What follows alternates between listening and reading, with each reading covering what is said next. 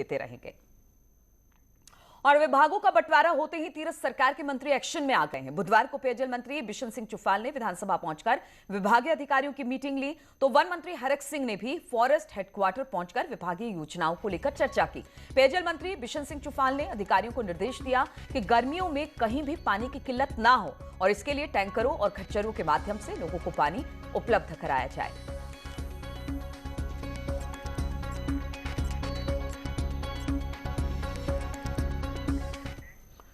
और प्रधानमंत्री नरेंद्र मोदी ने बुधवार को कई मुख्यमंत्रियों के साथ कोविड को लेकर वीडियो कॉन्फ्रेंसिंग की और इस मीटिंग में शामिल होने के बाद तीरथ सिंह रावत ने राज्य के अफसरों के साथ एक मीटिंग की।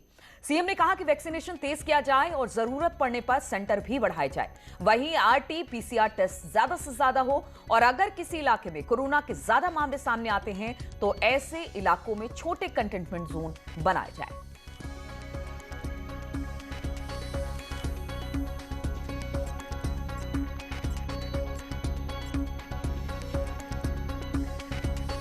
तो वैक्सीनेशन तेज किया जाए। जिस तरह से कल प्रधानमंत्री ने कहा कि कोरोना लगातार बढ़ता जा रहा है, इसको लेकर आप जो तमाम राज्य हैं वो इस पर प्रिकॉशन ले और वही सब देखने को मिल रहा है।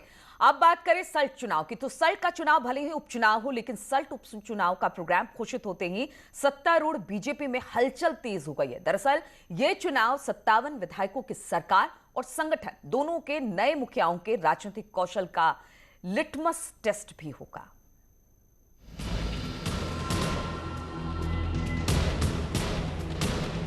पूर्व विधायक सुरेंद्र सिंह जीना के निधन से खाली हुई सल्ट विधानसभा सीट के उपचुनाव के लिए ठीक एक महीने बाद 17 अप्रैल को वोटिंग होनी है और यही बीजेपी के लिए बड़ा चैलेंज बन गया है।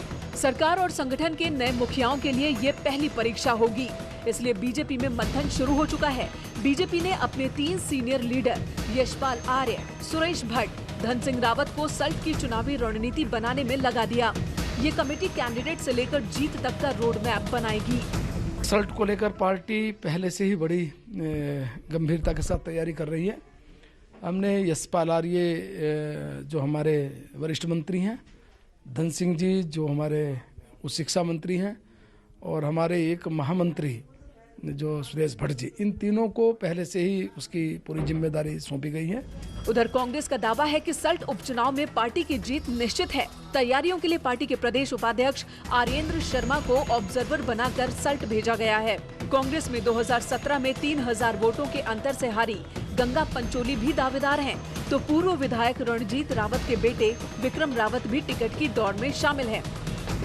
ये सल्ट विधानसभा चुनाव के लिए प्रदेश अध्यक्ष जी ने पर्यवेक्षक नियुक्त कर दिए हैं। पर्यवेक्षक जाकर के अपनी रिपोर्ट बहुत जल्दी 2-3 दिन के अंदर प्रदेश अध्यक्ष जी को सौंप देंगे। रिपोर्ट आते ही प्रदेश अध्यक्ष जी प्रभारी जी से और केंद्रीय नेतृत्व से बातचीत करेंगे। लोकल लीडरशिप से बातचीत हमारी हो ही रही है। केंद्रीय नेतृत्व का जैसा आदेश होगा हम लोग तत्काल प्रत्याशी घोषित कर देंगे। सल्ट का उपचुनाव कांग्रेस से ज्यादा बीजेपी के लिए चैलेंजिंग हो सकता है। सियासी बदलाव के बीच नए मुख्यमंत्री, नए प्रदेश अध्यक्ष और 56 विधायकों की सरकार, परिणाम उसके अनुरूप ही हो, ये मनोवैज्ञानिक दबाव बीजेपी पर अंत तक बना रहेगा। देहरादून से न्यूज़ 18 के लिए सुनील नवप्रभात की रिपोर्ट। और